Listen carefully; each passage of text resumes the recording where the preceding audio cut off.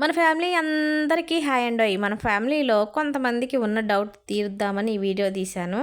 ఏంటంటే మన ఫ్యామిలీలో చాలామందికి తెలుసు రీజన్ ఏంటని, కానీ ఒకరికిద్దరికి తెలియక కామెంట్లు పెడుతున్నారు.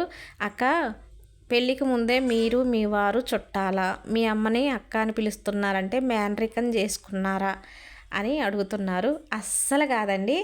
పెళ్ళికి ముందు మా ఊరు లంకాసాగర్ సార్, ఇప్పుడంటే ఇక్కడ ఉంటున్నాం ఇల్లు కట్టుకొని. ఒకప్పుడు తోటలో ఇల్లు లంకాసాగర్ అని ఊరుందని కూడా నాకు తెలియదు. చుట్టాలు కాదు, మేనరికం అంతకన్నా కాదు. కానీ పెళ్ళి కుదిరిన దగ్గర నుంచి ఇప్పటి వరకు అమ్మని నాన్నే అక్క బావ అంటారు. మా వారికి తోడపుట్టిన ఆడపిల్లలు లేరు కాబట్టి అమ్మని సొంత అక్కలాగా చూసుకుంటారనమాట.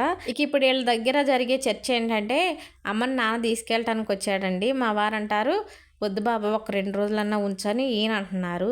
ఏం కదలేండి, ఇంటికాడ పనులన్నీ నేను చూసుకుంటలేండి అని నాన్న అంటున్నాడు.